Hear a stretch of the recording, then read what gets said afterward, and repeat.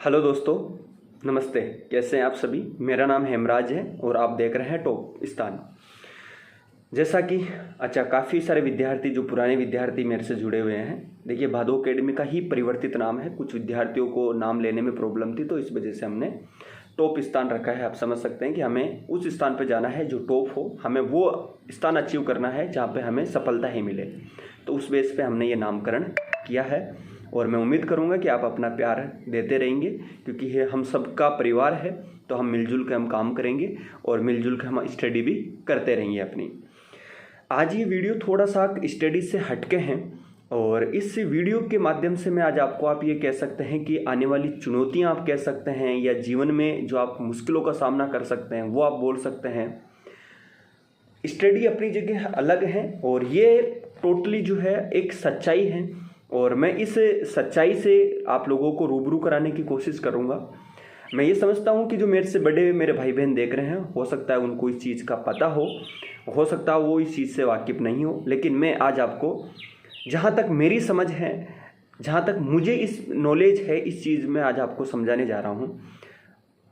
आपको डेफिनेटली आपको थोड़ा सा ये समझ में इतना तो आ जाएगा, ज़्यादा मैं आपको नहीं बोल सकता हूँ क्योंकि आपकी खुद की एक आजीविका है। आप खुद समझ सकते हैं कि मेरी लाइफ क्या है, लेकिन इतना ज़रूर कह सकता हूँ कि आप थोड़ी देर के लिए 5 मिनट सोचने को ज़रूर मजबूर होंगे, जो मैं आज आपको इस वीडियो के माध्यम से बताने जा रहा हूँ। इस वीडियो को वही विद्यार्थी देख के जो बिल्कुल ये लगा लीजिए कि जो वाकई में कुछ लाइफ में करना चाहते हैं, या कुछ सीरियस स्टूडेंट हैं और वो चाहते हैं कि ज़िंदगी में मुझे कुछ ना कुछ करना है। तो मैं इस वीडियो में 2-3 मुख्य बातों पर चर्चा करूंगा अगले 15-20 मिनट में। तो आप इसको आराम से देखते रहें, समझते रहें, और हो सकता है तो इसको आप शेयर कर दें ताकि कुछ और विद्यार्थी जो हैं उसको देखें और समझे कि वाकई में जीवन क्या है और हम क्या हैं। तो दोस्तों, जैसा कि आपको पता ही है कि आजकल ऐसा कोई भी विद्यार्थी नहीं होगा, ऐसा कोई भी विद्यार्थी जैसे ही 12वीं पास करते हैं वो लोग, और उनके सामने एक चुनौती आ जाती है। 12वीं तक किसी भी प्रकार का कोई एहसास नहीं होता है उन्हें, बस केवल और केवल 12वीं तक अपनी स्टडी करते हैं, ठीक है, अपना केवल फोकस स्टडी पे ही करते हैं। कोई भी चिंता नहीं होती, कोई पैसों की चिंता होती है ना, किसी भी कोई चिंता नहीं। बस उनका टारगेट होता है हमें 12वीं पास करनी है, अच्छे मार्क्स लाने, बस इतनी है। लेकिन असली जो चुनौतियां आती हैं वो 12वीं के बाद में या फिर कॉलेज करने के बाद में आती हैं, क्योंकि तब तक तो आपके घर वाले भी आपको कुछ नहीं बोलते हैं। लेकिन जैसे ही आप 12वीं पास करते हैं, आप कॉलेज कंप्लीट कर लेते हैं, तो आप कहीं ना कहीं एक जागरूक इंसान की तरफ आगे बढ़ रहे होते हैं। आप अपना अच्छा बुरा खुद का आप खुद समझ सकते हैं, क्योंकि माँ बाप, हमारे जो माँ बाप हैं, उनका काम ये था कि वो हमें पाल पोस दिए, हमें पढ़ा लिखा दिया। अब हमारा काम ये बनता है कि हम जीवन में क्या करें।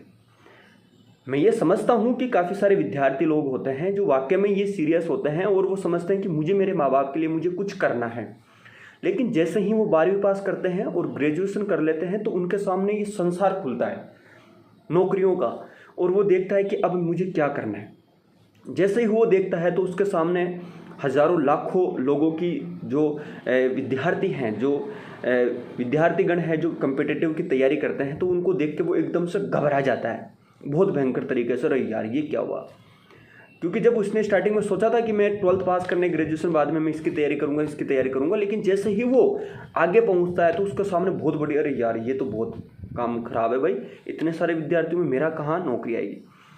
तो वो एक इतना ज़बरदस्त उसको झटका लगता है, और वो ऐसा झटका लगता है कि अगर उसको कोई सह जाए उस झटके को, देखिए उस झटके से हर कोई गुजरता है।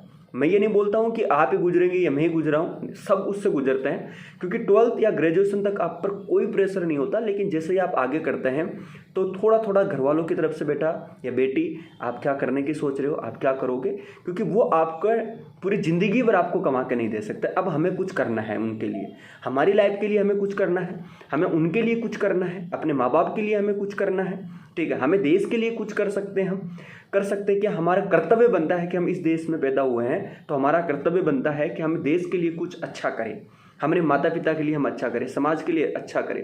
ये जुनून और जोश सब में होता है। लेकिन जैसे ही ये काम करता हो तो वो घबरा जाता है। और यहाँ पे 2 तरीके के स्टूडेंट होते हैं जो इस चुनौती से पार पा लेते हैं, अपने आप को टिका लेते हैं इस मुसीबत में, वो पार पा जाते हैं, और इस संकट को देख के घबरा जाते हैं तो वो आगे नहीं बढ़ते हैं। अब आप इसको यूँ समझ लीजिए कि मान लीजिए कि यार आप ये समझ रहे हैं कि मैं जैसे ही 12th कर लेता हूँ या ग्रेजुएशन कर लेता हूँ तो मुझे तो चीज़ें आसानी से मिल जाएगी। ये आसानी से नहीं मिलेगी आपको, क्योंकि आज से अगर आप 5000 साल पहले की भी बातें देखेंगे, जब आदि मानव था तो उनको भी तो संघर्ष करना पड़ा था।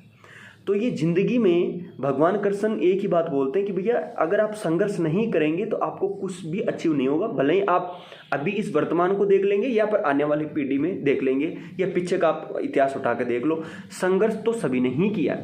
लेकिन जैसा मैंने आपको बताया कि वो पॉइंट कि जहाँ पर नहीं मुझे लाइफ में कुछ करना है, और कुछ विद्यार्थी नहीं यार मेरे से कुछ भी नहीं होगा, ठीक है।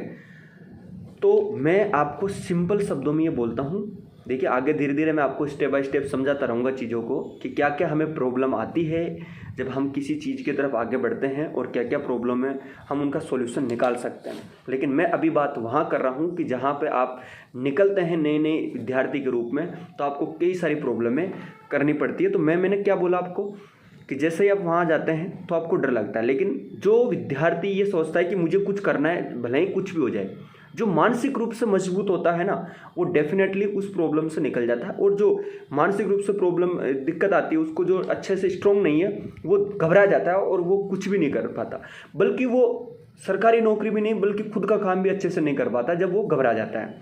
तो मैं आपको ये बोलूँगा, भले ही आप सरकारी फील्ड में आए या नहीं आए या फिर प्राइवेट फील्ड में आए, क्योंकि प्राइवेट फील्ड में भी जाएंगे तो आपको चुनौतियां कम नहीं मिलेगी, चुनौतियां तो आपको वहीं भी मिलेगी, वहाँ भी आपको अपना काम करने के लिए काफ़ी संघर्ष करना पड़ेगा। और इधर भी आएंगे तो आपको संघर्ष तो करना ही पड़ेगा, आप बच नहीं सकते संघर्ष से। कुल मिला के ये आपको परिश्रम तो करना ही पड़ेगा। और ये सोचे कि मुझे बैठा बैठा सब कुछ मिल जाए, तो वो भी पॉसिबल नहीं है। चाहे भले ही आप इधर जाएं या फिर इधर जाएं या कहीं भी रुके, आपको करना तो पड़ेगा ही, और मेहनत के बिना कुछ भी नहीं है। तो भगवत गीता में एक बात बोली कि भैया जो भी है वो कुछ कर्म पर ही है, बस कर्म तो हमें करना ही करना है, चाहे आप इस फील्ड में करो जी या फिर इस फील्ड में करो, इससे आप बच नहीं सकते। और कर्म नहीं करेगा तो उसका कोई इतिहास भी नहीं बनेगा, पहली बात। तो आपको मैं एक बात स्पष्ट शब्दों में बोलता हूँ कि आप प्राइवेट सेक्टर में जाएं या फिर सरकारी सेक्टर में जाएं या फिर आप अपना खुद का काम करें, आपको संघर्ष करना पड़ेगा, आप कर्म से बच नहीं सकते, यह फैक्ट बात है। पहली चीज समझे बात को। अच्छा, अब मैं ये लगा लेता हूं कि आप बिल्कुल कर्म करने के अच्छे भागीदार हैं, आप अच्छे कर्म करने के भागीदार हैं और वाकई में आप बिल्कुल अच्छी मेहनत करते हैं, कोई दिक्कत नहीं है। भले ही आप सरकारी की प्रिपरेशन करें या प्राइवेट में करें या फिर खुद का अपना बिजनेस करें, आपको संघर्ष तो करना ही पड़ेगा। और वाकई में आप ये लगा लीजिए कि आप वो विद्यार्थी हैं, वो स्टूडेंट हैं जो संघर्ष करने को तैयार है। जब आप शुरुआत करते हैं काम की या कर्म की, तो ऐसा नहीं है कि कर्म करने पर आपको कोई प्रॉब्लम फेस नहीं करनी पड़ेगी, 100% करनी पड़ेगी। आप किसी सरकारी नौकरी की तैयारी करेंगे तो आपको बीच बीच में काफ़ी डिप्रेशन झेलना पड़ेगा, आपको बहुत मानसिक तनाव आपको फील करना पड़ेगा। चाहे प्राइवेट में करेंगे तो भी आपको मानसिक तनाव झेलना पड़ेगा, कभी इस कंपनी में जॉब नहीं मिली, आज मैं इंटरव्यू में रह गया, आज मेरा इंटरव्यू सही नहीं गया, ठीक है, मेरे सामने कई सारी प्रॉब्लम है, बॉस ने मुझे इस तरह से झाड़ मार दी, या मुझे कई तरीके की प्रॉब्लम है, आप उसमें मिलेगी। आप सरकारी में भी आएंगे तो यार मैं 1 नंबर से रह गया, मैं 2 नंबर से रह गया, ठीक है, मेरी ये गलती रही। तो ऐसा नहीं है कि आपको मानसिक तनाव से नहीं गुजरना पड़ेगा, आपको मानसिक तनाव से, चाहे आप इस फील्ड में आए, चाहे इस फील्ड से आए या इस फील्ड में, मानसिक तनाव से गुजरना ही आपको पड़ेगा, ठीक है। और मैं उम्मीद करूँगा कि यहाँ तक भी, वहाँ से हम निकल के यहाँ तक पहुँच गए और यहाँ तक भी हम इतने स्ट्रोंग हैं कि इस मानसिक तनाव को भी हम सह सकते हैं। मैं समझ पाता हूँ कि लोग डिसीजन तो कर लेते हैं, लेकिन जब मानसिक तनाव पर आते हैं तो वो अच्छे से फैसला नहीं कर पाते हैं, वो अपने आप से टूट जाते हैं, वो टूट जाते हैं अपने आप में, ठीक है। क्यों टूट जाते हैं कि वो उस सदमे को झेल ही नहीं पाते हैं, वो कुछ ये सोचते हैं, थोड़ी सी प्रॉब्लम उनके सामने है वो डर जाते हैं।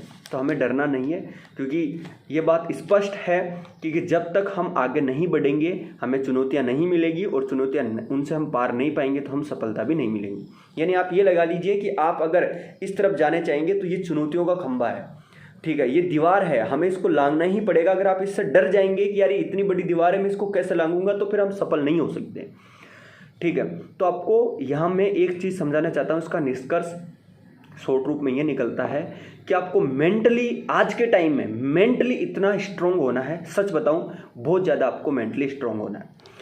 अब यहाँ आने के बाद में आप जब करते रहते हैं, परिवार से भी आप जुड़ाव रखते हैं, अपना भी आप काम करते हैं, तो कई प्रॉब्लमें ऐसी आती है कि आपको कोई ऐसी भगवान न करे किसी के साथ में हो, लेकिन ऐसी प्रॉब्लम आ जाती है जो आप वो सदमा सहन नहीं कर पाते। लेकिन मैंने क्या बोला कि जो भी चीज़ होती है वो परिवर्तन प्रकृति का नियम है और परिवर्तन होके ही रहता है, इसमें किसी के हाथ की बस की बात नहीं है। समझे मेरी बात को आप। तो किसी भी तरीके का दुख हो, आपको ये सोचना है कि दुख के बाद में मुझे सुख आएगा और सुख के बाद में मुझे दुख आएगा, ये पक्की बात है। हम जब सुखी रहते हैं तो हम किसी भी बिल्कुल अपने आप में मग्न रहते हैं, किसी को कोई चिंता नहीं होती है। और जैसे दुख आते हैं तो हम भगवान को याद करने लग जाते हैं, ठीक है। हम उस परमात्मा को याद करने लग जाते हैं कि यार नहीं, मेरे पास है भगवान, मेरे पास ये मेरे दुखों को दूर करो, मेरे दुखों को दूर करो। और जब हम सुख आते हैं तो हम किसी को याद नहीं करते। तो ये बहुत ही बड़ी गलती है हमारी। भले ही आप सुख हो या दुख हो, मैं आपको ये बोलूँगा कि बिल्कुल एक समान रहें, एक समान रहे। चाहे आप दुख में इतने टूटे भी नहीं और सुख में इतने उछले भी नहीं, बिल्कुल मीडियम तरीके से आप ज़िंदगी जिएंगे तो डेफिनेट आपकी ज़िंदगी बहुत अच्छी जिएंगे आप। और निश्चित रूप से आप जिस फील्ड में भी जाना चाहते हैं आप उसमें डेफिनेटली सक्सेस होंगे। इसके बाद में मैं ये देख पा रहा हूँ कि आजकल लोग कर्म करते हैं, बहुत ही अच्छा कर्म करते हैं। जैसा मैंने स्टार्टिंग में ही बताया कि कर्म के बिना आपको कुछ भी हासिल नहीं होगा। लेकिन एक चीज़ मैं आपको ये और बोलना चाहता हूँ कि ऐसा नहीं है कि आप कर्म करते जा रहे हैं, करते जा रहे हैं, करते जा रहे हैं। आप कर्म करिए कि उस चीज़ को मैं कैसे अचीव कर सकता हूँ, उसका एक जो दिशा निर्देश है, ठीक है, एक जो उसका एक पहलू है कि मुझे ये चीज़ कैसे अचीव हो सकती है, इसके क्या क्या टर्म एंड कंडीशंस हैं, मुझे ये किस तरीके से मुझे क्या क्या करना पड़ेगा, मुझे ये कैसे अचीव हो सकती है, वो करना पड़ेगा। ऐसा नहीं है कि भाई आप सरकारी नौकरी की प्रिपरेशन कर रहे हैं और आप अनावश्यक चीज़ों को पढ़ रहे हैं या कोई मतलब की चीज़ों को नहीं। आप जिस फील्ड में जाना चाहते हैं आप देखिए, आपसे और पहले काफ़ी लोग उस फील्ड में सक्सेस हैं, आप उनको देखिए, उनको समझिए कि इस फील्ड में मैं कैसे सक्सेस हो सकता हूँ। ऐसा कैसे हो सकता है कि एक विद्यार्थी 8 घंटे पढ़ाई करके जो गवर्नमेंट जॉब निकाल लेता है, एक विद्यार्थी 16 घंटे पढ़ाई करके भी गवर्नमेंट जॉब नहीं निकाल सकता। तो इसका मतलब तो आप बोलोगे सर हमने तो कर्म किया है लेकिन हमारे को तो सफलता ही नहीं मिली, तो ये तो गलत बात हुई।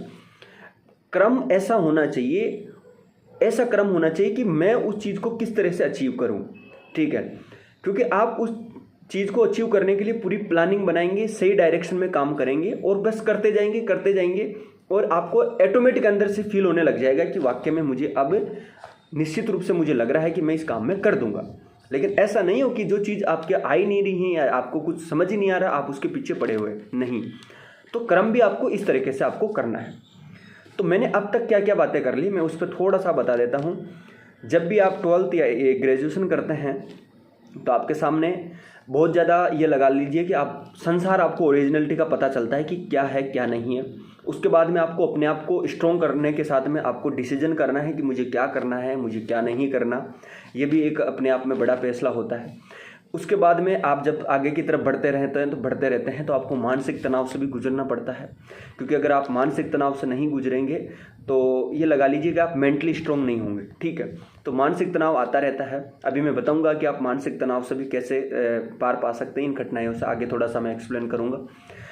इसके बाद में हमने मानसिक तनाव देखा, ये आएगा। इसके बाद में जब आप आगे की तैयारी करते हैं तो आपको दुखों भी झेलना पड़ेगा, ठीक है। तो उनसे भी हमें रहना है। इसके अलावा सुख और दुख में हमें एक निरंतरता कार्य करते रहना चाहिए। ऐसा नहीं है कि दुख में बुरी तरह से टूट जाए और सुख में बहुत ज़्यादा उछलने हम लग जाए। उस पर भी हमें अपने आप को कंट्रोल करना पड़ेगा, क्योंकि वो एक बहुत बड़ी चीज़ है। क्योंकि प्रकृति जो परिवर्तन है वो प्रकृति का नियम है दोस्तों, जो आएगा वो जाएगा, इसमें कोई शंका नहीं है, ठीक है। इसके अलावा यहाँ तक हमने 3-4 बिंदुओं पे मुख्य रूप से बात करी है। अब मैं आगे बता देता हूँ आपको कि कुछ विद्यार्थी लोग नए होते हैं और उनको थोड़ा सा स्टार्टिंग में ही परेशानी होती है कि वो वर्क तो करते हैं, कर्म तो करते हैं, लेकिन मन में उनमें दो विचार चलते रहते हैं। तो ये एक बहुत बड़ी समस्या है और लगा लीजिए कि आजकल हर एक इंसान में ये प्रॉब्लम शुरू हो गई है। तो इसका एक सॉल्यूशंस ये है मेरे दोस्तों कि आप देखिए, जिंदगी के अंदर आप कुछ अचीव कर रहे हैं तो आप किसके लिए कर रहे हैं। आप मान लीजिए कि आप कल ना जॉब लगेंगे। देखिए मैं समझाता हूँ इसको, फिर मैं अपने पॉइंट पे आता हूँ। आप जिंदगी में आगे बढ़ रहे हैं तो आप किस लिए आगे बढ़ रहे हैं? अपने लिए, अपने शरीर के लिए, अपनों के लिए, अपने देश के लिए। तो आप अपने लिए, अपने देश के लिए और अपने परिवार के लिए आप तभी तो कर पाएंगे जब आप मेंटली आप स्ट्रांग होंगे, आप फिजिकली स्ट्रांग होंगे। तो ऐसा नहीं है कि आप अपने कर्म के चक्करों में आप अपना कर्म करते जाएं और उस फील्ड में आप अपने शरीर को भी पीछे छोड़ जाएं। नहीं, ऐसा नहीं होना चाहिए। कर्म ऐसा हो कि जिसमें आप आपका जो शरीर है उसको भी साथ लेके चले, क्योंकि आपकी जो हेल्थ है, आप मेंटली और फिजिकली स्ट्रांग होंगे तभी तो आप कोई काम कर पाएंगे, तभी तो आप कर्म कर पाएंगे ना। तो कर्म करना है आपको अपने शरीर को साथ लेके, क्योंकि आप एक्सरसाइज करेंगे ये भी एक कर्म है, आप प्राणायाम करेंगे ये भी एक आपका कर्म है। तो भगवान कृष्ण ने एक बात बोली है कि भैया आप प्राणायाम और शरीर को भी साथ साथ लेके चले, क्योंकि ये आपकी ज़िंदगी के लिए इंपॉर्टेंट है। क्योंकि अगर आप किसके लिए भग रहे हैं भाई, आप किसके लिए भग रहे हैं, जब आपका शरीर ही आपका साथ नहीं देगा तो आप क्या अचीव कर लोगे। तो पहली इंपॉर्टेंट चीज़ वो यही है कि आपका शरीर, आपका मस्तिष्क अच्छा हो। तो इसके लिए मैं आपको ये बोलूँगा कि आप कम से कम आधा पूर्ण घंटा अपने शरीर के लिए ज़रूर निकालें। ये आने वाले टाइम में एक वीडियो बनाऊंगा कि आप आधा पूर्ण घंटे में अपने शरीर को किस तरीके से मैनेज कर सकते हैं, किस तरीके से आप ज़िंदगी अपनी जी सकते हैं और आप किस तरह से अपने मानसिक तनाव को दूर कर सकते हैं, किस तरीके से आप अपने शरीर पे फोकस कर सकते हैं। वो एक अलग पार्ट होगा, मैं उस पार्ट में डिटेल में चर्चाएँ करूँगा कि आपको शरीर पे किस किस तरह से काम करना है। लेकिन शरीर बहुत इंपॉर्टेंट है। अगर आप पहले मानसिक रूप से अच्छे नहीं होंगे, फिजिकल रूप से अच्छे नहीं होंगे, तो फिर आपसे अच्छा काम नहीं होगा, वो आप अच्छा आउटपुट ले ही नहीं पाएंगे। ठीक है, तो ये भी आपको साथ साथ लेके चलना है। और ये जीवन है दोस्तों, इसमें आपको सुख और दुख दोनों ही मिलेंगे। आपको लोग नीचे गिराने की भी कोशिश करेंगे, आपको लोग ऊंचा उठाने की भी कोशिश करेंगे। तो इसलिए आपको हमेशा निरंतर प्रयास करते रहना चाहिए, निरंतर प्रयास करते रहना चाहिए और असफलताओं से कभी डरना नहीं चाहिए। क्योंकि जितने भी असफल आदमी हैं उनको असफलताओं ने कुछ ना कुछ सिखाया है, क्योंकि हम असफल होते हैं तो हमें कुछ सीखने को मिलता है। ठीक है, तो डरना नहीं है और निरंतर अपना प्रयासरत आपको करना चाहिए, क्योंकि ये ज़िंदगी है, एक बार आपको मिली है, आपको लाइफ में कुछ अच्छा करना है। क्या करना है आप खुद अच्छे बुरे का आप अपना समझ सकते हैं। और मैं सबसे यही प्रार्थना करता हूँ और भगवान से मैं यही प्रार्थना करता हूँ कि आप जिस भी कार्य में लगे पूरी शिद्दत के साथ में लगे और ईमानदारी के साथ में लगे, क्योंकि ईमानदारी बहुत ही ज़रूरी है। बिना ईमानदारी के हम सब सक्सेस भी नहीं हो सकते, क्योंकि कहीं ना कहीं हम लोगों से तो हम छुपा लेते हैं, लेकिन हमारी ईमानदारी हमारे साथ हमारी परमात्मा है, तो उसको साथ में हमें लेकर चलना है। तो ईमानदारी बहुत ज़रूरी है। किसी के साथ में बुरा मत सोचो, किसी का दिल मत दुखाओ। कम से कम अच्छा नहीं बोल सकते तो हम उसका बुरा तो नहीं कर सकते। ठीक है, और देश के लिए हमें प्रयासरत करना चाहिए, क्योंकि देश हमारा पहले है। ठीक है, और उसके बाद में ही हम हैं। तो थैंक यू। इस वीडियो में उम्मीद करूंगा कि आपको कुछ इन्फॉर्मेशंस मिलेगी। अच्छी वीडियोज आती रहेगी। आप चैनल को ज़रूर सब्सक्राइब कर सकते हैं, लाइक एंड शेयर भी कर सकते हैं। थैंक यू, नमस्ते।